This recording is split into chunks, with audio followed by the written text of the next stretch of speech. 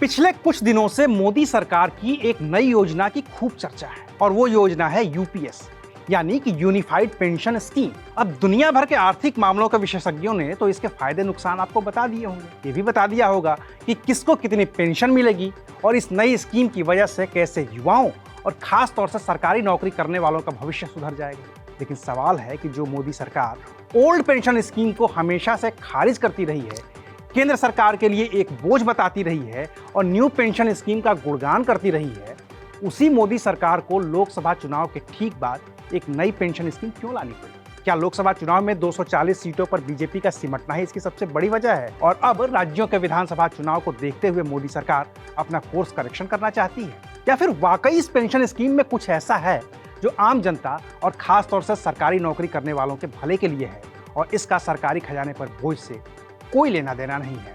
आज बात करेंगे विस्तार से। नमस्कार, मैं हूं अविनाश और आप देख रहे हैं अनकट।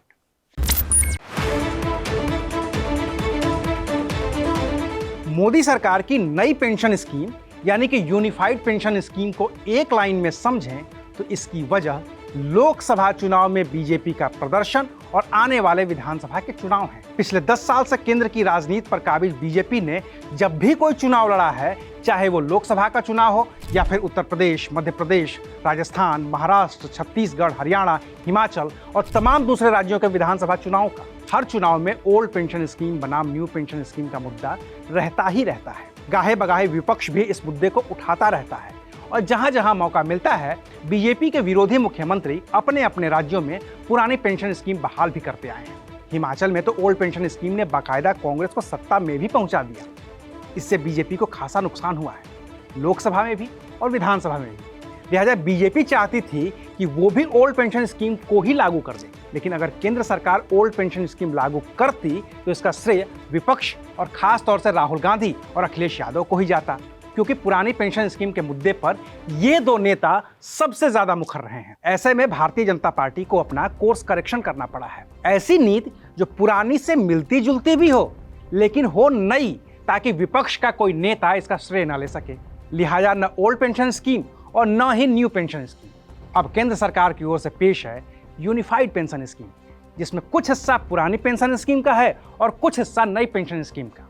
कैसे, चलिए उसको भी समझते हैं। अब जो ओल्ड पेंशन स्कीम रही है वो गारंटीड पेंशन स्कीम थी, यानी कि पेंशन मिलनी ही मिलनी थी, तो इससे सरकार पर बोझ पड़ता था और इसी वजह से सरकार इसको लागू नहीं करती थी। जबकि न्यू पेंशन स्कीम में पेंशन तय होती है बाजार से, यानी कि कर्मचारी का पैसा सरकार बाजार में लगाती है, जो रिटर्न मिलता है उससे पेंशन तय होती है। तो इसमें नुकसान था क्योंकि बाजार के रिटर्न की गारंटी नहीं है, तो कर्मचारी इसका विरोध करते रहे हैं।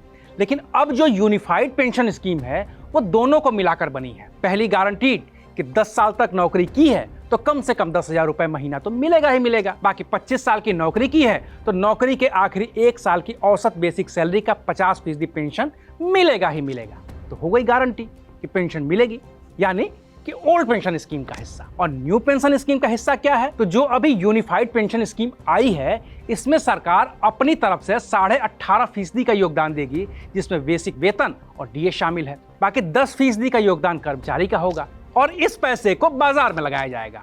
उससे जो रिटर्न आएगा उसे कर्मचारी को पेंशन दी जाएगी। अब जो न्यू पेंशन स्कीम है और जिसका विरोध होता रहा है, उसकी वजह यही है कि अगर बाजार से रिटर्न नहीं आया तो पेंशन नहीं मिलेगी, या कम आया तो कम मिलेगी।